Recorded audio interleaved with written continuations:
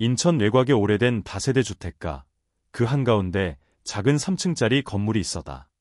허름하지는 않지만 세월의 흔적이 고스란히 남은 벽면과 빛이 바랜 철문, 그리고 입구 옆에 걸린 월세 문의 환영이라는 작은 팻말이 누군가의 삶의 흔적을 말해주고 있었다. 이 건물의 주인은 올해로 78살이 된 김영호였다. 김영호는 1층에 홀로 살고 있었고 2층과 3층은 월세 세입자들이 드나들었다. 건물 관리와 임대 수입이 그의 생계였고 특별한 일이 없으면 하루 대부분을 창가에 앉아 보내는 것이 일상이었다.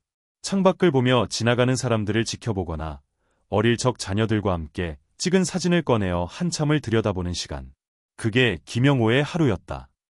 젊은 시절 그는 누구보다 부지런하고 책임감이 강한 남편이자 아버지였다. 한때 제조 공장에서 일하며 가족을 부양했고 회사가 문을 닫은 후에는 청소일과 택배, 심지어 밤에는 경비까지 하며 새 아이를 키워냈다.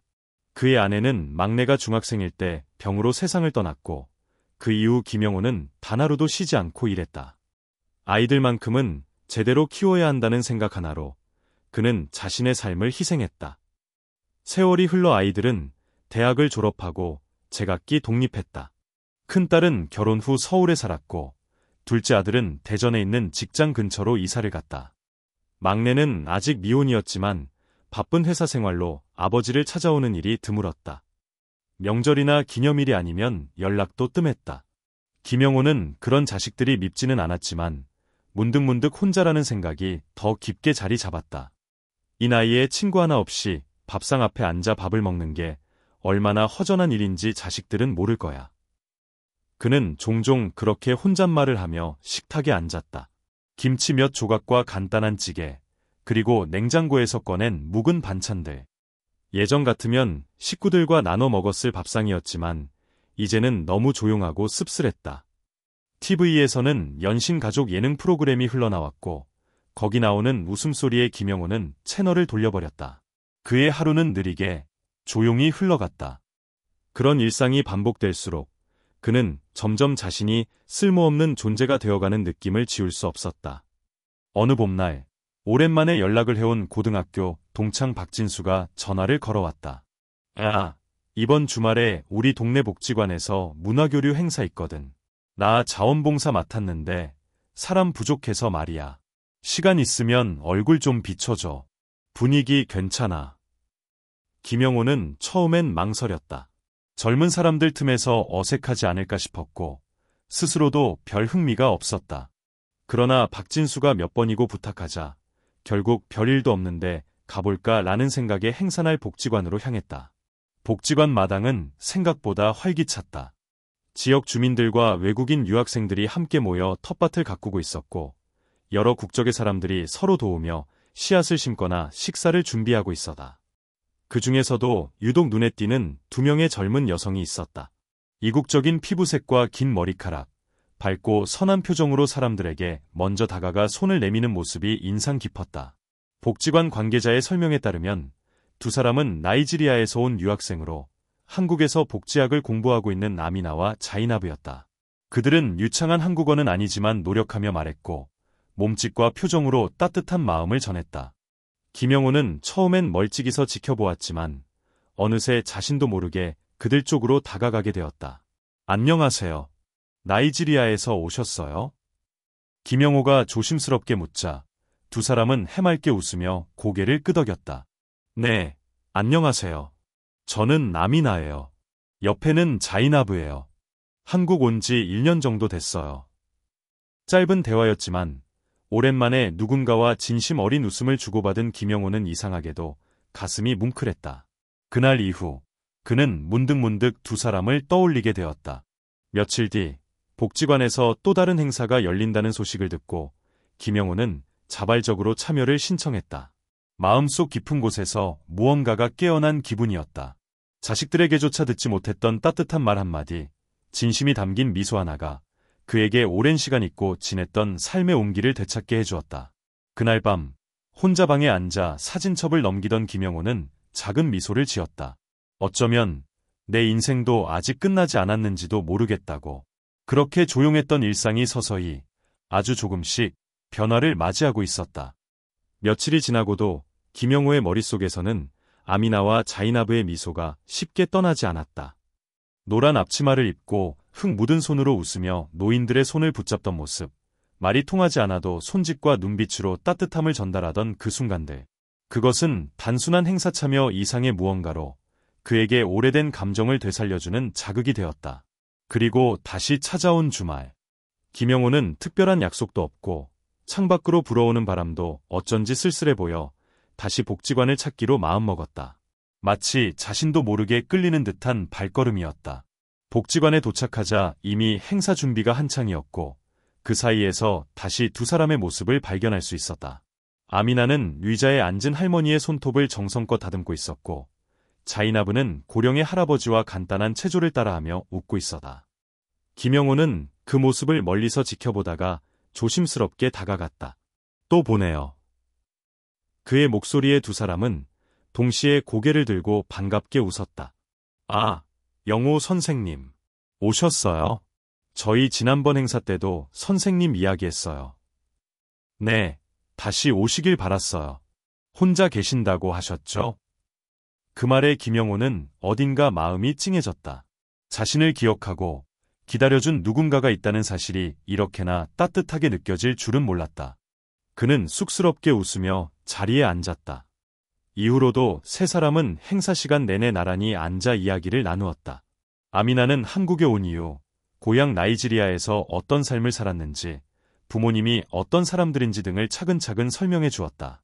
자이나브 역시 자신이 한국 문화를 얼마나 흥미롭게 배우고 있는지, 때때로 느끼는 외로움과 문화적 장벽 등에 대해 솔직하게 털어놓았다. 가끔은 외로워. 한국은 정말 친절한 사람들이 많지만 깊이 마음을 나누는 건 쉽지 않아요. 그래도 영호 선생님처럼 이렇게 대화를 나눌 수 있는 분이 있어서 정말 좋아요. 그들의 진심 어린 말에 김영호는 알 수 없는 감정이 밀려왔다. 그는 그동안 살아오며 누군가와 진심으로 마음을 나눈 것이 언제였던가. 가족들과도 깊은 이야기를 나누지 못했던 지난 세월이 주마등처럼 스쳐갔다. 행사가 끝나고 복지관 한쪽에 마련된 소박한 다과 자리에서 김영호는 두 사람과 나란히 앉아 간단한 다과를 나눴다. 서로의 말이 완전히 통하지 않아도 분위기와 표정만으로 충분히 따뜻함을 주고받을 수 있었다. 그날 밤 집으로 돌아온 김영호는 좀처럼 잠들지 못했다. 그는 평소처럼 뉴스 채널을 켜두고 소파에 앉았지만 머릿속은 온통 아미나와 자이나브의 웃는 얼굴로 가득했다. 그는 스스로에게 물었다. 내가 왜 이렇게 이 아이들이 보고 싶은 거지? 왜 이렇게 마음이 따뜻해지는 거지? 그는 자기 자신을 질책하기도 했다. 이 나이에 무슨 감정이야. 철 좀 들어야지. 하지만 그 감정은 부정한다고 해서 사라지지 않았다. 오히려 더욱 분명하게 자리 잡아가고 있었다. 며칠 후 복지관으로부터 한 통의 전화를 받았다. 다음 주말에 열릴 노인과 외국인 유학생의 문화 나눔의 날 행사에 정식으로 참여해줄 수 있느냐는 요청이었다. 김영호는 흔쾌히 수락했다. 그리고 행사날, 그는 좀 더 단정하게 옷을 차려입고 복지관을 찾았다. 마음속 깊은 곳에서 그날을 기다리고 있었던 것이다. 그날은 다양한 문화체험과 요리 나눔 활동이 있었다. 김영호는 한식 조리 코너에서 도우미로 배정되었고 그곳에서 다시 아미나와 자이나브를 만났다. 이번에는 아미나가 먼저 다가와 김영호의 앞치마를 매는 걸 도와주었다. 선생님, 오늘은 어떤 음식 하실 거예요? 글쎄, 김치전이 제일 자신 있는데. 그럼 저희도 배워볼래요. 그날 김영호는 오랜만에 큰 소리로 웃었다. 두 사람은 김영호 옆에 서서 익숙하지 않은 손놀림으로 반죽을 저었고 김영호는 웃으면서도 정성껏 가르쳤다. 주변 사람들도 그들의 모습을 보며 흐뭇하게 웃었다. 요리가 끝난 뒤 세 사람은 복지관 앞벤치에 나란히 앉아 김치전을 나눠 먹었다. 그 자리에서 자이나브가 조심스럽게 말을 꺼냈다. 선생님, 저희가 다음 주에 잠깐 서울에 가요. 국제학생 세미나 때문에요. 혹시 시간이 되시면 점심 식사 같이 하실래요? 김영호는 순간 말문이 막혔다. 그동안 복지관에서만 만났던 관계가 사적인 약속으로 이어지는 순간 어딘가 모르게 긴장이 되었다. 하지만 그보다 더 크게 다가온 것은 설렘이었다. 그는 잠시 망설이다 고개를 끄덕였다. 그래, 시간 맞춰볼게. 연락 줘. 그날 이후 김영호는 자주 핸드폰을 들여다보게 되었다. 혹시 그들로부터 연락이 왔는지, 메시지는 안 왔는지, 마치 사춘기 소년처럼 가슴이 두근거렸다. 오랜 세월을 살아오며 가슴이 이렇게 뛰는 건 처음이라는 생각이 들 정도였다. 약속한 날, 김영호는 기차를 타고 서울로 향했다. 서울역 앞 카페에서 기다리던 두 사람은 밝은 얼굴로 손을 흔들며 그를 반겼다. 세 사람은 근처 한식당에서 식사를 함께 했고, 처음에는 어색했던 분위기도 금세 웃음소리로 가득 찼다. 선생님, 저희는 가끔 선생님 생각했어요. 왜 이렇게 따뜻하게 대해주시나? 왜 이렇게 마음이 편한가? 선생님이랑 있으면 뭔가 집에 있는 것 같아요. 고향 같은 느낌이에요. 그 말에 김영호는 대답을 하지 못했다. 그저 고개를 끄덕일 뿐이었다. 그 순간 그는 느꼈다. 이 감정은 단순한 호감 이상의 무언가였다. 그리고 그 감정은 이제 부정할 수 없을 만큼 또렷하고 깊어지고 있었다. 서울에서의 점심 식사 이후 김영호는 마치 오래된 시계가 다시 작동하는 듯한 기분을 느꼈다. 오랫동안 멈춰있던 마음속의 감정 톱니들이 서서히 움직이기 시작한 것이다. 돌아오는 기차 안, 창밖으로 스쳐가는 도심의 풍경 속에서 그는 자신이 어떤 길목에 서 있는지를 또렷하게 인식했다. 자신의 나이, 사회적 시선, 자식들의 반응, 그 모든 현실적인 장벽들이 그의 앞에 놓여 있었다.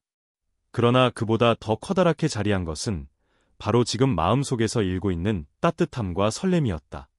다음 날 아침, 김영호는 일찍 일어났다. 평소 같으면 천천히 라디오를 틀고 커피를 내리며 느긋하게 하루를 시작했겠지만 오늘은 그렇지 않았다. 그는 아미나와 자이나브에게 문자를 보냈다. 어제 고마웠어요. 오랜만에 정말 즐거운 시간이었어요. 잠시 후 아미나에게서 답장이 도착했다. 선생님과 함께한 시간이 저희에게도 큰 위로였어요. 조만간 또 뵐 수 있었으면 해요. 그 짧은 문장에서조차 김영호는 묘한 떨림을 느꼈다. 그렇게 셋은 일주일에 한두 번씩 꾸준히 연락을 주고받으며 조금씩 일상 속의 존재가 되어갔다. 처음에는 안부 인사나 행사 소식이었지만 점차 자신의 감정과 생각, 고민을 나누는 깊은 대화로 확장되었다. 어느 날 자이나브가 복지관 행사를 마치고 조심스럽게 김영호에게 말을 건넸다. 선생님, 혹시 오해하지 않으신다면 저희는 요즘 선생님과 함께 있을 때가 제일 편하네요. 김영호는 당황했지만 진심을 숨기지 않으려 노력했다. 나도 그래요. 나이 차가 이렇게 많아도 신기하게도 마음이 놓이고 편하네요. 그날 이후로 김영호는 두 사람과 더 자주 만나게 되었다. 때로는 근처 공원을 함께 산책하거나 간단한 저녁을 나누고 커피를 마시기도 했다. 주변 사람들이 보기엔 다소 이상해 보일 수 있는 조합이었지만 그들 사이에서는 전혀 어색함이 없었다. 어느 늦은 오후, 봄비가 살짝 내리는 날이었다. 셋은 인천항 근처의 한 카페에서 조용히 이야기를 나누고 있었다. 아미나가 테이블 위에 두 손을 모으고 말했다. 선생님, 저희가 이런 말씀 드려도 될지 모르겠지만 사실은 처음부터 선생님께 호감을 느꼈어요. 김영호는 순간적으로 말을 잇지 못했다. 그의 머릿속에는 농담인가, 착각일까, 내가 잘못 들은 건 아닐까 같은 생각이 가득 찼다. 하지만 아미나는 이어서 말했다. 처음엔 그냥 따뜻한 어른이라고 생각했어요. 그런데 시간이 지날수록 선생님의 말, 행동, 삶을 대하는 태도에 점점 더 끌리게 됐어요. 자이나브도 고개를 끄덕이며 덧붙였다. 저희는 서로에게 질투 같은 거 없어요. 오히려 함께 선생님과 시간을 보내는 게 좋아요. 이상하다고 생각하실 수 있지만 저희는 마음이 그렇습니다. 김영호는 고개를 숙인 채 한동안 침묵했다. 마음 한구석은 분명 기뻤지만 동시에 현실의 무게가 그를 짓눌렀다. 자신은 이제 80을 바라보는 노인이고 그들은 이제 막 20살을 넘긴 젊은이들이다. 게다가 한국 사회는 이런 관계를 용납하지 않을 것이다. 너희들 아직 젊잖아. 미래도 많고 가능성도 많은데 왜 하필 나 같은 사람을. 그의 말에 아미나는 조용히 답했다. 선생님, 사랑에는 나이나 국적이 중요하지 않다고 생각해요. 저희는 선생님을 이용하려는 게 아니라 진심으로 선생님과 함께 있고 싶은 거예요. 그날 이후 김영호는 집에 돌아온 뒤 며칠간 깊은 고민에 빠졌다. 창가에 앉아 봄비 내리는 골목을 바라보며 그는 여러 번 스스로를 설득했다. 이건 그냥 감정일 뿐이야. 감정은 지나가. 현실을 봐야 해. 그러나 현실은 더 외로웠고 마음은 점점 더 그들에게 향하고 있었다. 며칠 뒤 그는 아미나와 자이나브에게 다시 만날 것을 제안했다. 세 사람은 인천의 한 조용한 한식당에서 만났고 식사 후 근처 공원을 함께 걷기로 했다. 벚꽃이 흐드러지게 피어 있었고 바람에 꽃잎이 흩날렸다. 선생님, 혹시 저희 나라에 대해 관심 있으세요? 자이나브가 물었다. 김영호는 잠시 망설이다가 답했다. 솔직히 이번에 너희들을 만나고 나서야 처음으로 궁금해졌어요. 아미나가 웃으며 말을 이었다. 나이지리아에는 전통적으로 일부 다처제 문화가 존재해요. 요즘은 줄어들긴 했지만 여전히 일부 지역에서는 인정받고 있어요. 김영호는 깜짝 놀랐다. 정말이야. 그런 게 아직도 가능해? 네, 물론 종교나 지역에 따라 다르지만 법적으로도 완전히 금지되어 있진 않아요. 그래서 문득 생각했어요. 만약 선생님이 정말 저희 둘을 마음에 두고 계시다면 우리 셋이 함께 살 수 있는 방법이 있을지도 모른다고요.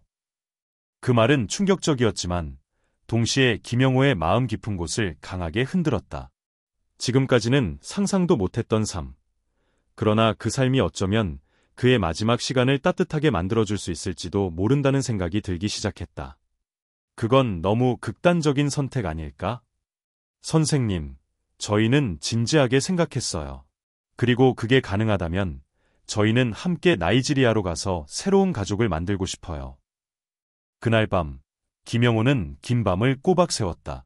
그는 자식들의 반응을 상상했고 사회의 시선을 떠올렸고 그 모든 것을 뛰어넘어야만 하는 현실적인 문제들을 하나씩 정리해보았다. 하지만 무엇보다 강하게 남은 감정은 단 하나였다. 지금 이 순간이 내 인생의 마지막 기회일지도 모른다. 새벽 4시, 김영호는 평소보다 일찍 눈을 떴다. 침대에 등을 붙인 채로도 잠을 이룰 수 없었다. 거실 창밖으로 보이는 인천의 골목은 아직 어둠에 잠겨 있었고 간간히 들려오는 배달 오토바이 소리만이 도시의 생존을 증명하고 있었다. 그는 조용히 일어나 커피포트를 올리고 주전자에서 김이 오르는 동안 부엌 한편의 의자에 앉았다.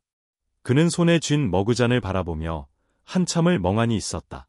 커피의 온기가 손바닥에 스며드는 감각이 무겁고도 따뜻했다. 그리고 문득 자신이 지금까지 살아온 삶이 주마등처럼 떠올랐다. 처음 직장에 들어가던 날, 첫 월급을 받았을 때의 기쁨, 아이들이 태어났던 날의 감격, 그리고 아내가 떠난 그해 겨울의 공허함까지. 그는 늘 무언가를 책임지며 살아왔다. 가정, 생계, 자식들, 오롯이 자신만을 위한 결정은 거의 없었다. 하지만 지금은 달랐다. 지금 이 순간 그는 인생에서 처음으로 자신이 진심으로 원하는 것을 눈앞에 두고 있었다. 전통적 가치관을 버리자는 것이 아니었다. 단지 남은 생의 끝자락에서라도 진정으로 편안하고 따뜻한 시간을 보내고 싶다는 것이었다. 그런데 그 바람이 사회적 시선과 충돌하고 가족의 기대와 어긋나는 순간 그는 죄책감과 해방감 사이에서 흔들리고 있었다. 며칠 후 그는 자식들에게 전화를 걸어 자리를 만들었다. 큰딸과 둘째 아들, 막내 아들까지 모두 한날 한자리에 모였다. 좁은 거실에 앉은 자식들은 오랜만에 만난 탓인지 다소 어색한 기류를 풍기고 있었고 김영호 역시 말을 쉽게 꺼내지 못했다. 하지만 마음속에 오래 품었던 결정을 꺼내야 할 때였다. 얘들아, 오늘은 아버지가 할 이야기가 있어서 너희를 불렀다. 잠시의 정적. 자식들은 의아한 표정으로 그를 바라보았다. 아버지가 요즘 만나고 있는 사람이 있다. 그 순간 거실의 공기가 싸늘해졌다. 막내가 먼저 반응했다. 여자요.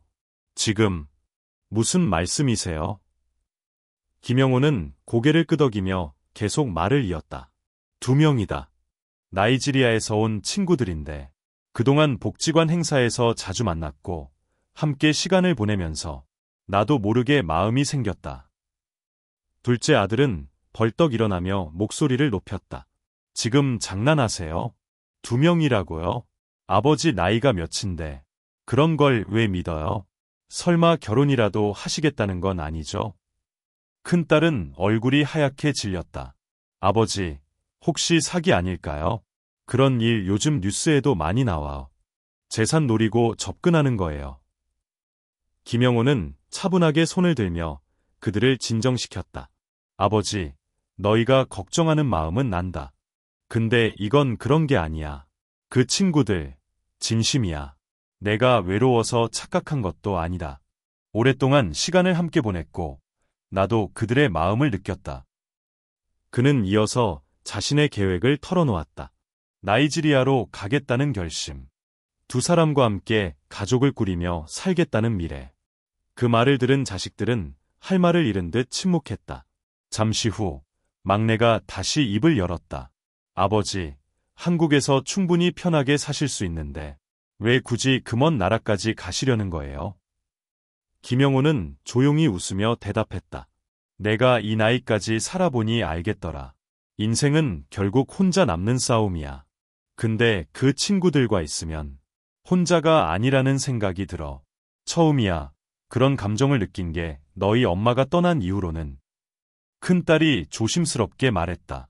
그러면 재산은 어떻게 하실 건가요? 김영호는 미리 준비해 둔 문서를 꺼내어 책상 위에 놓았다. 이 건물은 너희 셋에게 지분을 나눠줄 거다. 하지만 현금 자산은 일부만 증여하고 나머지는 내가 관리할 거야. 나이지리아에서의 생활과 새 가족을 위한 미래에 써야 하니까. 그날 대화는 길고 무거웠다. 자식들은 쉽게 납득하지 못했지만 김영호의 단호한 눈빛과 말투에 더 이상 강하게 반발하지도 못했다. 그들은 자신들이 아버지의 결정을 막을 수 없음을 직감했다. 며칠 뒤 김영호는 2사람에게 메시지를 보냈다. 나, 너희들과 함께 나이지리아로 갈 생각이야. 모든 걸 정리하고 진심으로 새로운 삶을 시작하고 싶어. 답장은 금세 도착했다. 정말요? 선생님. 아니, 이제는 우리 가족이 되어주시는 거죠? 그는 핸드폰을 바라보며 조용히 고개를 끄덕였다. 그 순간 지난 수십 년간의 외로움과 공허함이 조금씩 녹아내리는 듯한 기분이 들었다. 출국 준비는 빠르게 진행되었다. 김영호는 이삿짐을 최소한으로 줄였고 필요한 서류와 여권, 예방접종까지 꼼꼼히 챙겼다. 자식들과는 몇 번의 만남을 더 가지며 감정을 조금씩 정리해 나갔다. 여전히 마음 한편엔 걱정과 섭섭함이 남아 있었지만 그보다 더 큰 감정은 한 가지였다. 지금 아니면 나는 평생 후회할지도 모른다. 그리고 출국 당일 인천국제공항에서 마지막 인사를 나누며 김영호는 말했다. 이제부터는 내 인생을 살아볼게. 너희도 잘 살아라. 나도 행복하게 살 거다. 자식들은 그를 껴안으며 눈물을 훔쳤다. 그들은 이해할 수 없었지만 적어도 아버지의 눈빛만큼은 진심이라는 것을 느낄 수 있었다. 그렇게 김영호는 생애 처음으로 자신을 위한 결정을 내리고 이국의 땅으로 향하는 비행기에 몸을 실었다. 김영호가 비행기에서 내렸을 때 그는 마치 전혀 다른 세상에 도착한 듯한 기분을 느꼈다. 나이지리아의 라고스 공항은 무척 붐볐고 습하고 뜨거운 공기가 얼굴을 덮쳤다. 사람들의 언어, 표정, 옷차림, 거리의 소음과 냄새까지 모든 것이 생경하고 낯설었다. 78평생을 살아오며 해외여행조차 가본 적 없는 그에게는 그야말로 이질적인 공간이었다.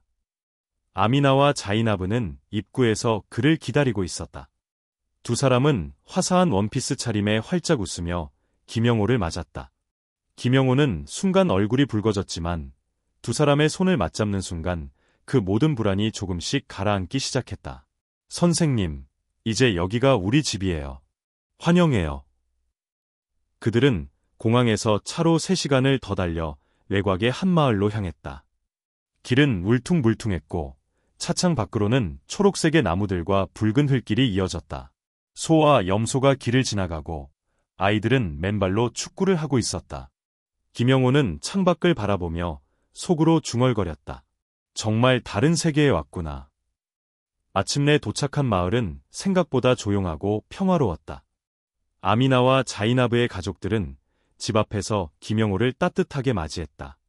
아버지뻘 되는 노인들은 그의 손을 잡고 인사했고, 여성들은 집안에 차려진 식탁으로 그를 안내했다. 영어와 현지어가 섞여 있었지만 그 속에서도 환영의 기운은 충분히 느껴졌다. 식사 자리는 전통 음식으로 가득했고, 김영호는 조심스레 음식들을 맛보았다. 매콤하고 향신료가 강했지만 묘하게 입맛을 당기는 맛이었다. 자이나브의 어머니는 그에게 살며시 말을 걸었다. 우리 문화는 낯설겠지만 천천히 익숙해지실 거예요. 우리 모두 김 선생님을 가족으로 받아들일 준비가 되어 있어요.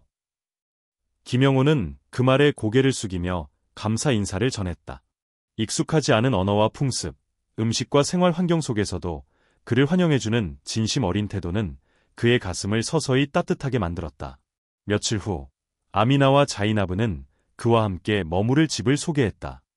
마을 중심에서 조금 떨어진 곳에 있는 단층 주택이었다. 벽은 붉은 벽돌로 지어졌고 지붕은 양철로 덮여 있었다. 집안은 간소하지만 정리정돈이 잘 되어 있었고 두 사람이 직접 고른 가구들이 소박하게 배치되어 있었다. 김영호는 집안을 둘러보며 고개를 끄덕였다. 따뜻한 집이네. 여긴 진짜 집 같아.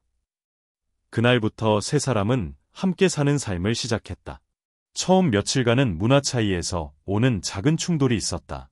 김영호는 수돗물이 없는 생활, 아침마다 땀에 젖는 더위, 이따금씩 정전이 되는 상황이 익숙하지 않았다.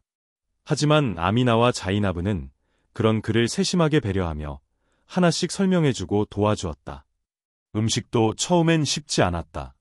향신료에 약한 김영호는 며칠간 속이 불편했지만 두 사람은 그의 입맛에 맞는 간단한 한식 재료를 찾아 요리해 주었다. 김영호는 한국에서 가져온 고추장과 간장을 활용해 간단한 찌개를 끓이며 작은 위안을 찾았다. 시간이 지나면서 그는 점점 나이지리아의 리듬에 몸을 맞춰가기 시작했다. 이른 아침, 마을 사람들이 모여 공동 우물에서 물을 길고 텃밭을 손질하고 정오 무렵엔 아이들의 웃음소리가 골목마다 울려 퍼졌다. 김영호는 마을 어르신들과 앉아 차를 나누며 이야기를 듣고 아이들과 간단한 한국어를 가르치며 웃기도 했다. 그리고 무엇보다 아미나와 자이나브와 함께하는 일상은 생각보다 더 평화롭고 안정적이었다. 두 사람은 서로를 배려했고 김영호에게는 항상 따뜻한 말과 손길을 전해주었다. 저녁이면 세 사람이 마당에 돗자리를 펴고 별빛을 보며 이야기 나누는 시간이 자연스러운 하루의 마무리가 되었다.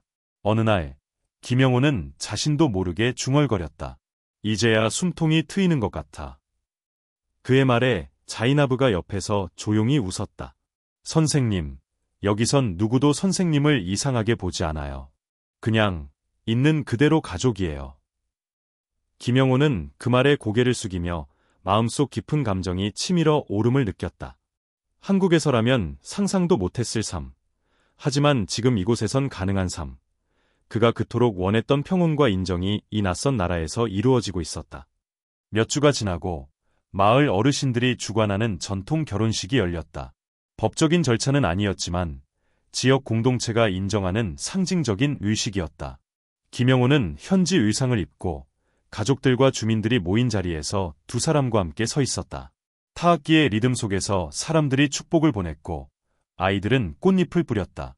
그 순간 김영호는 마음속 깊이 결심했다. 그래, 이게 내 인생의 마지막 장이라면 가장 따뜻하고 정직한 장으로 남기자.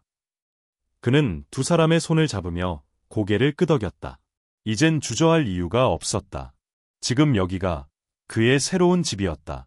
결혼식이 끝나고 몇 주가 지났다. 마을 사람들은 김영호를 이제 완전히 가족처럼 대하기 시작했다. 길에서 마주치면 영호 형님이라고 부르며 손을 흔들었고 시장에 가면 상인들은 그가 좋아하는 과일을 슬쩍 더 얹어주곤 했다. 그는 이제 더 이상 외국인이나 낯선 이방인이 아니었다. 이곳에서 그는 진짜 한 사람으로 받아들여지고 있었다. 어느 늦은 오후, 아미나가 갑자기 심한 피로를 호소했다. 평소와 달리 입맛도 없고 속이 울렁거리며 어지러움을 느낀다고 했다. 김영호는 처음엔 무더운 날씨 때문이라 생각했지만 자이나브도 비슷한 증상을 보이기 시작하자 걱정이 커졌다. 두 사람은 동네 병원에서 간단한 검진을 받았고 검사 결과가 나온 날 의료진은 조심스럽게 말했다. 두 분 모두 임신하셨습니다. 그 말에 김영호는 한동안 말을 잇지 못했다. 그의 머릿속은 하얘졌고 심장은 요동치기 시작했다. 말로는 설명할 수 없는 감정이 한꺼번에 몰려왔다. 기쁨, 두려움, 놀라움, 책임감, 그리고 어쩌면 죄책감까지. 그는 떨리는 손으로 두 사람을 바라보았다. 아미나는 그의 손을 꼭 잡으며 말했다. 선생님, 우리 정말 축복받은 거예요. 자이나브도 눈시울을 붉히며 고개를 끄덕였다. 이 아이들은 우리가 함께 만든 사랑의 증거예요. 그제야 김영호는 조용히 미소를 지으며 두 사람을 껴안았다. 세 사람은 병원복도 한쪽 벤치에 앉아 말없이 서로의 온기를 느꼈다. 김영호는 마음속으로 천천히 되뇌었다. 내가 다시 아버지가 되는구나.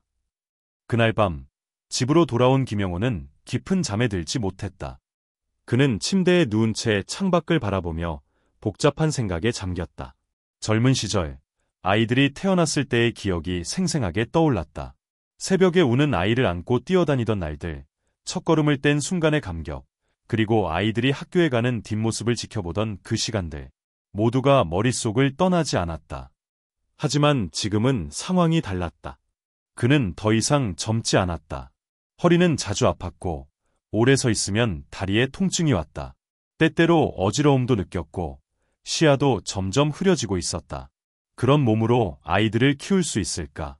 혹여 자신이 아이가 크기도 전에 세상을 떠나게 된다면 두 사람에게 너무 큰 짐을 남기는 건 아닐까? 그는 책상 위에 놓인 사진 한 장을 꺼냈다. 한국에서 찍은 마지막 가족 사진이었다. 자식들과 함께 웃고 있던 모습. 그 사진 속의 자신은 분명 가족을 위해 최선을 다한 아버지였다. 그러나 동시에 자신의 진짜 행복에 대해서는 단 한 번도 고민해 본 적이 없는 남자이기도 했다. 다음 날 아침, 김영호는 아미나와 자이나브에게 조심스럽게 입을 열었다. 너희가 아이를 가졌다는 게 너무 기쁘고 감사한 일이야. 그런데 솔직히 말하면 조금 무섭기도 해.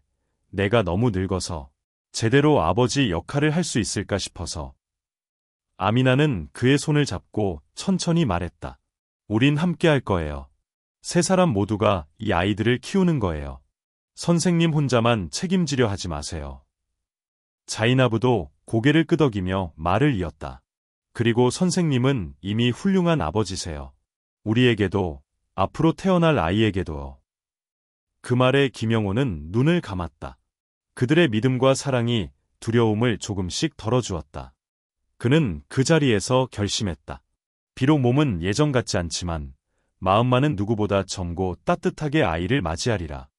그날부터 세 사람은 본격적으로 준비를 시작했다. 집안에 아기 침대를 둘 공간을 정하고 바닥을 새로 깔았다. 창문은 햇빛이 잘 들게 바꾸었고 김영호는 한국에서 주문한 유아용품을 받기 위해 친척에게 부탁을 했다. 기저귀, 옷, 모빌, 아기 장난감까지 꼼꼼하게 챙겼다. 마을 사람들도 도와주기 시작했다. 이웃들은 경험에서 나온 조언을 아끼지 않았고 일부 여성들은 출산 후 몸조리 방법까지 알려주었다. 병원 진료는 도시의 큰 병원에서 받기로 했고 두 사람은 교대로 병원에 다니며 검사를 받았다. 시간은 빠르게 흘렀고 배는 점점 불러왔다. 김영호는 매일 아침 두 사람의 상태를 확인하며 음식과 휴식을 챙겼다. 자주 허리가 아프고 어깨도 무거웠지만 그는 힘들다고 말하지 않았다. 자신이 할 수 있는 마지막 최선이라고 믿었기 때문이다. 어느 날 밤, 아미나가 김영호의 무릎에 머리를 기대고 속삭였다. 선생님, 우리 아이가 태어나면 꼭 한국어도 가르쳐 주세요. 한국이 선생님의 고향이니까 아이가 그곳을 조금은 알았으면 해요. 김영호는 말없이 그녀의 머리를 쓰다듬었다. 그리고 마음속으로 다짐했다. 아이에게 자신의 모든 것을 남겨주겠다고. 단순히 물질이 아니라 기억과 마음, 삶의 태도까지도. 출산 예정일이 다가오자 김영호는 긴장하기 시작했다. 자정 무렵 갑작스럽게 아미나의 진통이 시작되었고 몇 시간 뒤 자이나브도 같은 증상을 보였다. 그는 가까운 병원으로 두 사람을 데리고 갔다. 분만실 앞에서 그는 손을 모아 간절히 기도했다. 그리고 새벽녘, 의료진이 문을 열고 나와 말했다. 축하합니다. 두 분 모두 건강한 아이를 낳으셨어요. 한 명은 딸, 한 명은 아들입니다. 그 순간 김영호는 무너진 듯 주저앉았다. 감정이 복받쳐 올라 눈물이 멈추지 않았다. 그는 다시 한번 아버지가 되었다. 그것도 이국의 땅에서 새로운 생명 둘을 맞이하면서. 병실로 들어간 그는 두 사람의 손을 꼭 잡았다. 아미나는 딸을 안고 있었고 자이나브는 아들을 품에 안은 채 미소 짓고 있었다. 김영호는 아이들의 작고 따뜻한 손을 쥐며 조용히 속삭였다. 고맙다. 나에게 다시 이런 기회를 줘서. 정말 고맙다. 아이들이 태어난 지 일주일쯤 되었을 무렵, 김영호는 병실 한쪽 구석에 앉아 한국에서 가져온 노트북을 열었다. 그는 그동안 미뤄두었던 일을 마침내 할 결심을 했다. 두 눈으로 직접 본 이 작은 생명들을 자녀들에게 보여주고 싶었고, 동시에 자신이 지금 어떤 삶을 살고 있는지를 솔직하게 이야기하고 싶었다. 그는 노트북 앞에 앉아 랩캠을 켰다. 화면 속 자신의 모습은 분명 피곤해 보였지만 이상하리만큼 눈빛은 환하게 빛나고 있었다. 그는 천천히 입을 열었다. 얘들아, 오랜만이지. 지금 이곳은 많이 덥지만 나는 잘 지내고 있어. 그리고 오늘 너희에게 꼭 전해야 할 이야기가 있어서 이렇게 카메라 앞에 앉았단다. 그는 병실의 풍경을 살짝 비추었다. 아미나는 딸을 안고 있었고 자이나브는 아들을 품에 안고 조용히 웃고 있었다. 김영호는 다시 카메라를 바라보며 말을 이었다. 너희들에게 새로운 동생이 생겼다. 한 명은 여자아이, 한 명은 남자아이야. 그리고 둘 다 건강하게 태어났어. 정말 기적 같은 일이야. 그는 말을 멈추고 한참 동안 아이들의 모습을 지켜보았다. 그리고 조용히 덧붙였다. 나 다시 아버지가 되었구나 하는 생각이 들더라. 이 감정을 너희도 언젠가는 이해하게 될 거라 믿는다. 영상을 전송한 뒤 김영호는 며칠 동안 아무런 답신도 받지 못했다. 처음에는 조금 불안했지만 곧 스스로를 다독였다. 자식들 입장에서는 충격적일 수밖에 없고 시간이 필요할 거라는 걸 그는 알고 있었다. 그리고 드디어 막내 아들에게서 이메일이 도착했다. 짧지만 진심이 담긴 문장이었다. 아버지, 영상 잘 봤습니다. 솔직히 말하면 처음엔 어이없었고 지금도 완전히 받아들인 건 아니지만 아버지 눈빛을 보니까 진심이 느껴졌어요. 아이들, 정말 귀엽더라고요. 사진 좀 더 보내주세요. 그 이메일을 몇 번이고 읽으며 김영호는 조용히 웃음을 지었다. 아직은 완전한 이해는 아니더라도 최소한 마음의 문이 조금은 열린 것이 분명했다. 그는 즉시 손수 찍은 사진 몇 장과 함께 아이들의 이름, 태어난 시각, 체중 등을 정리한 메시지를 보냈다. 그리고 며칠 후 큰딸에게서도 연락이 왔다. 아버지, 건강하셔서 다행이에요. 사실 저희 셋 다 처음엔 충격이 컸어요. 아버지 나이에, 그것도 외국에서 새 가족을 이루셨다는 게 쉽게 받아들여지지 않았어요. 그런데 아이들 사진을 보니까 왠지 모르게 뭉클하더라고요. 그리고 무엇보다 아버지가 행복해 보이셨어요. 그게 제일 놀라웠어요. 자녀들과의 연락은 그렇게 천천히, 그러나 확실하게 이어졌다. 김영호는 아이들의 하루하루를 기록한 사진과 영상들을 주기적으로 보내주었고, 자녀들은 그에 대한 소소한 반응과 근황을 공유해왔다. 관계는 조심스럽지만 따뜻하게 회복되고 있었다. 그러던 어느 날, 막내 아들이 영상통화를 요청했다. 김영호는 두근거리는 마음으로 통화를 받았다. 화면 속 막내는 한국의 아파트 거실에서 손을 흔들고 있었다. 아버지, 저 나이지리아 한번 가보고 싶어요. 김영호는 순간 말을 잃었다. 진심이냐? 네, 물론 다른 형제들이랑도 상의해봐야겠지만 저부터라도 먼저 가서 아이들 보고 싶어요. 그리고 아버지가 지금 사시는 모습 직접 보고 싶어요.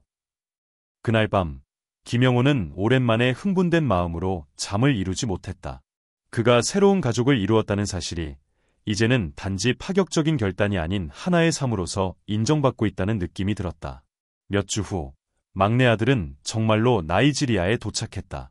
공항에서 마주한 부자는 잠시 어색한 눈빛을 주고받았지만 곧 자연스럽게 껴안았다. 김영호는 막내를 데리고 집으로 향했고 아미나와 자이나브는 정성껏 음식을 준비해놓고 기다리고 있었다. 어서 오세요.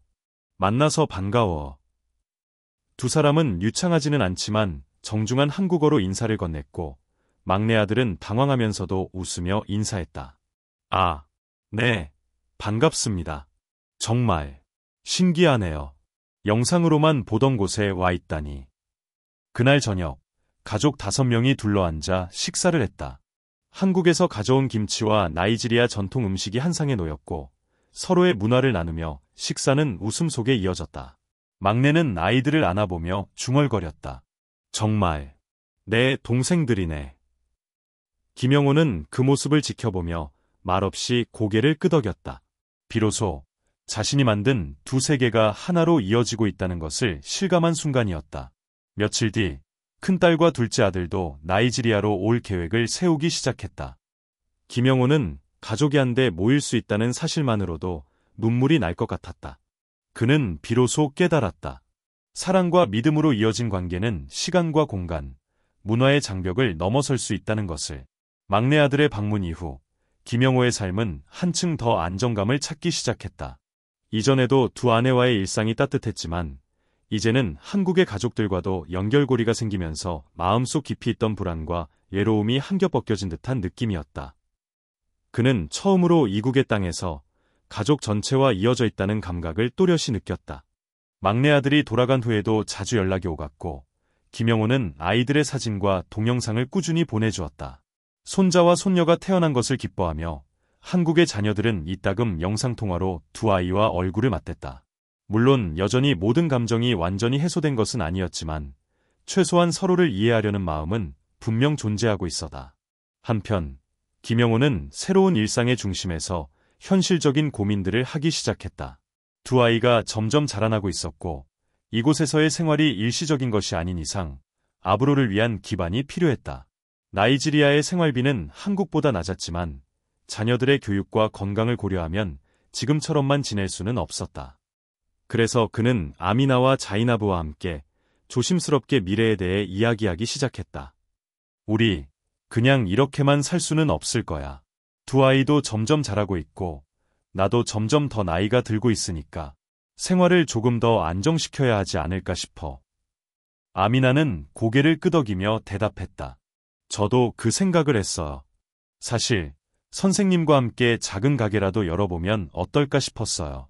제가 요리하는 것도 좋아하고 자이나브는 장사에 관심이 많거든요. 자이나브도 웃으며 덧붙였다. 한국에서 가져온 식자재들을 조금씩 써서 현지인들에게 색다른 메뉴를 제공하면 좋을 것 같아요. 여긴 외국 음식을 좋아하는 젊은 층도 많으니까요. 김영호는 두 사람의 열정을 느낄 수 있었다. 그들의 계획은 단순한 생계 유지가 아니라 가족의 뿌리를 이곳에 내리기 위한 진지한 첫걸음이었다. 그리하여 세 사람은 본격적인 준비에 들어갔다. 마을에서 가까운 도시 외곽에 위치한 작은 가게를 임대했고 실내는 소박하게 꾸몄다. 아미나는 한식과 현지식을 융합한 요리를 연구했고 김영호는 한국에서 보내온 양념류와 식재료를 정리하며 도움을 주었다. 자이나브는 SNS 홍보와 메뉴판 제작, 가게 관리까지 도맡았다. 처음엔 손님이 적었지만 차츰 입소문이 퍼지면서 사람들이 찾아오기 시작했다. 김영호는 주방에서 직접 음식을 만들지는 않았지만 손님들에게 인사를 건네고 한국 문화를 소개하는 역할을 맡았다. 현지 주민들은 한국에서 온 할아버지가 만든 가족 식당이라는 독특한 콘셉트에 호기심을 가졌고 젊은 층은 이국적인 분위기와 음식에 흥미를 느꼈다. 가게가 조금씩 자리를 잡아가면서 김영호는 또 다른 고민에 빠졌다. 바로 아이들의 교육이었다.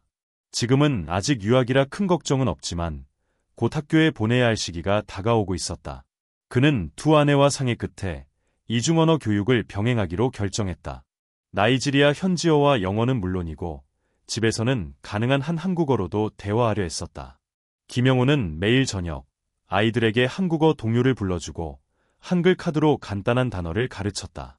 아이들은 아빠, 밥, 사랑해 같은 단어를 서툴게 말하며 깔깔 웃었고 그 웃음은 김영호에게 무엇과도 바꿀 수 없는 기쁨이었다. 한편 마을 사람들도 김영호의 존재를 점점 더 따뜻하게 받아들이기 시작했다. 어느 날 마을 회관에서 열린 축제에서 김영호는 아이들과 함께 작은 무대에 올라 한국 민요를 불렀다. 어색하지만 진심 어린 그의 노래에 사람들은 박수를 보냈고 이후에는 그를 우리 마을의 할아버지라 부르며 친근하게 대했다. 그러던 중 뜻밖의 연락이 한국에서 날아왔다. 큰딸과 둘째 아들이 나이지리아 방문을 계획 중이라는 소식이었다. 막내의 경험담과 영상통화를 통해 조금씩 마음을 열게 된 그들은 직접 눈으로 보고 확인하고 싶다는 생각을 하게 되었다. 김영호는 기쁜 마음으로 준비에 들어갔다. 집을 청소하고 손님용 방을 정리하고 아미나와 자이나브는 음식을 계획했다. 아이들도 한국 할아버지 가족 온다라며 들떠 있었다. 며칠 뒤 공항에서 큰딸과 둘째 아들을 맞이한 김영호는 그들과 껴안으며 오랜만에 재회를 기뻐했다. 그들은 마을에 도착한 첫날 예상보다 더 정돈되고 평화로운 풍경에 놀랐다. 두 아내의 다정한 환영, 아이들의 순수한 미소, 그리고 무엇보다 김영호의 생기가 넘치는 얼굴을 보며 한국에서 상상했던 걱정과 불안은 차츰 사라졌다. 다음 날, 온 가족은 함께 식사를 했다. 아미나가 만든 매운 양념치킨과 자이나브가 준비한 나이지리아 전통 수프, 그리고 김영호가 직접 무쳐낸 김치까지. 식탁 위에는 두 문화가 한데 어우러졌고 사람들 사이엔 경계 없이 웃음이 흘렀다. 식사 후 큰딸이 조용히 말했다. 아버지, 이렇게 사시는 거 보니까 이제야 이해가 되는 것 같아요. 이게 아버지의 진짜 삶이군요. 김영호는 미소 지으며 고개를 끄덕였다. 그는 더 이상 설명하려 하지 않았다. 지금 이 순간 모든 것이 말보다 더 많은 것을 전하고 있었다. 세월은 어느덧 세 사람의 머리 위에도 조용히 내려앉기 시작했다. 가게는 안정적으로 운영되고 있었고 두 아이는 이제 유치원에 다닐 나이가 되었다. 아이들은 현지어와 영어, 그리고 서툴지만 또렷한 한국어 단어들을 섞어 사용했다. 아빠, 밥 줘요, 사랑해요 같은 말이 집 안가득 울려 퍼질 때마다 김영호는 웃으며 아이들의 머리를 쓰다듬었다. 하지만 그의 몸은 조금씩 신호를 보내고 있었다. 처음에는 단순한 피로감이었다. 오래 걸으면 다리에 통증이 오고 어지러움도 가끔 찾아왔다. 그는 대수롭지 않게 넘기려 했지만 자이나브는 눈치챘다. 어느 날 아침 김영호가 의자에 앉은 채 숨을 고르자 자이나브는 조용히 말했다. 선생님, 아니, 영호 씨, 요즘 너무 힘들어 보이세요. 병원에 가보셔야 해요. 처음엔 괜찮다고 고개를 저었지만 아미나와 자이나브가 동시에 설득하자 그는 마지못해 병원을 찾았다. 진단 결과는 고혈압과 초기 심부전 증세였다. 나이가 있는 만큼 조심해야 했고 무리하면 위험할 수도 있다는 설명이었다. 그날 밤 김영호는 마당에 홀로 앉아 하늘을 올려다보았다. 별이 빼곡한 나이지리아의 밤하늘은 늘 그렇듯 고요했고 그는 무거운 한숨을 내쉬었다. 이제는 언젠가가 아니라 곧이라는 시간을 실감하는 듯했다. 다음 날 그는 두 사람과 자녀들을 모아 앉히고 조용히 말을 꺼냈다. 이제부터는 내가 조금 덜 움직여야 할 것 같다. 몸이 예전 같지 않구나. 아미나와 자이나브는 아무 말 없이 그의 손을 잡았다. 그들의 눈빛은 모든 것을 말해주고 있었다. 안다. 하지만 괜찮다고. 우리는 함께하겠다고. 이후로 김영호는 일을 줄였다. 가게에도 자주 나가지 않았고 대부분 집에서 쉬었다. 아미나와 자이나브는 돌아가며 가게를 운영했고 아이들도 할아버지 옆에 앉아 책을 읽어달라고 조르곤 했다. 아빠, 이거 읽어주세요. 작은 손에 쥔 한글 동화책을 바라보며 김영호는 흐릿해진 시력으로 천천히 글자를 따라 읽었다. 자음과 모음이 섞여 있는 문장들이 입에서 느릿하게 흘러나오고 아이들은 그 옆에 앉아 조용히 듣고 있었다. 그 순간 그는 생각했다. 나는 참 복이 많구나. 한국에 있는 자녀들도 종종 연락을 해왔다. 막내 아들은 영상통화로 아이들과 대화를 이어갔고 큰딸은 김영호의 건강 상태를 걱정하며 한의약품과 영양제를 국제우편으로 보내왔다. 둘째 아들은 말수가 적었지만 아버지를 향한 존중과 걱정을 짧은 메시지 속에 담아보냈다. 아버지, 언제든지 돌아오고 싶으시면 말씀 주세요. 한국에 병원도 있고 요양시설도 잘 되어 있으니까요. 하지만 김영호는 조용히 고개를 저었다. 그는 이미 마음속에서 자신의 마지막 시간을 이곳에서 보내기로 정했다. 자신이 선택한 가족, 자신이 품은 사랑과 함께. 그러던 어느 날, 그는 큰 결심을 하게 된다. 남은 재산을 정리하고 가족들에게 남길 유서를 써야겠다고 생각한 것이다. 그는 오래된 노트북을 꺼내 자판을 두드리기 시작했다. 몇 번이고 고쳐 쓰고, 다시 읽고, 또 지우며 조심스럽게 단어를 골랐다. 내 사랑하는 자녀들에게. 나는 나의 삶에서 너무도 많은 후회를 품고 살아왔다. 하지만 너희들을 키워낸 시간은 단 한순간도 후회한 적이 없단다. 그리고 지금 이곳에서의 삶 역시 마찬가지다. 나는 늦은 나이에 다시 가족을 만났고, 다시 아버지가 되었고, 무엇보다 다시 사랑받는 존재가 되었다. 너희가 이해하지 못해도 괜찮다. 다만 기억해다오. 너희 아버지는 마지막까지 진심으로 누군가를 사랑했고, 진심으로 사랑받으며 살아갔다는 것을. 이곳에서의 내 삶은 결코 외롭지 않았다. 내 재산 중 일부는 너희 셋에게 남길 것이다. 나머지는 이 아이들과 두 사람, 내가 이곳에서 사랑한 가족을 위해 쓸 것이다. 그것이 내 마지막 선택이고 나는 그것에 후회가 없다. 사랑한다. 그리고 고맙다. 김영호 드림. 편지를 출력해 봉투에 담고 각각의 자녀 이름을 적은 뒤 그는 조용히 웃었다. 그가 선택한 삶은 세상의 기준에서는 파격이었을지 몰라도 그의 마음속에서는 가장 자연스럽고 따뜻한 길이었다. 그날 이후 그의 건강은 점차 나빠졌다. 식욕도 줄고 움직임도 둔해졌다. 아미나와 자이나브는 밤낮을 가리지 않고 그의 곁을 지켰고 아이들도 아버지 옆에서 손을 꼭 잡았다. 의사가 정기적으로 왕진을 왔고 그는 마지막까지 가족 곁에 있으려 했었다. 하루는 김영호가 자이나브에게 조용히 말했다. 내가 없어져도 아이들에게 한국이라는 나라가 있었음을 말해줘. 그리고 나는 너희와 함께여서 정말 행복했다고 꼭 말해줘. 자이나브는 눈물을 참지 못하고 고개를 끄덕였다. 시간은 흐르고 김영호는 어느 조용한 아침 창문 사이로 부는 바람을 맞으며 잠든 듯 눈을 감았다. 그의 얼굴은 평온했고 손에는 아이들의 작은 손이 꼭 쥐어져 있었다. 김영호가 조용히 눈을 감은 그날 아침, 집안은 놀랍도록 고요했다. 아이들은 평소보다 일찍 일어나지 않았고 마당의 바람조차 어쩐지 멈춰있는 듯 느껴졌다. 아미나는 그의 손을 잡은 채 자이나브는 그의 머리맡에서 흐느꼈다. 두 사람은 말을 하지 않았지만 그들이 느낀 상실감은 말보다 깊었다. 의사는 이미 밤새 그의 심박수가 현저히 약해졌다는 것을 알고 있었다.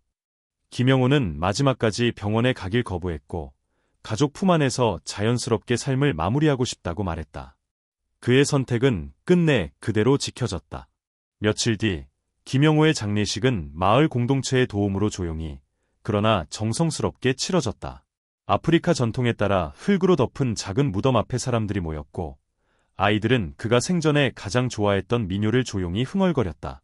누군가는 그를 이방인이었지만 가장 따뜻한 이웃이었다고 말했고 또 다른 이는 세상에서 가장 사랑 깊은 아버지라고 표현했다.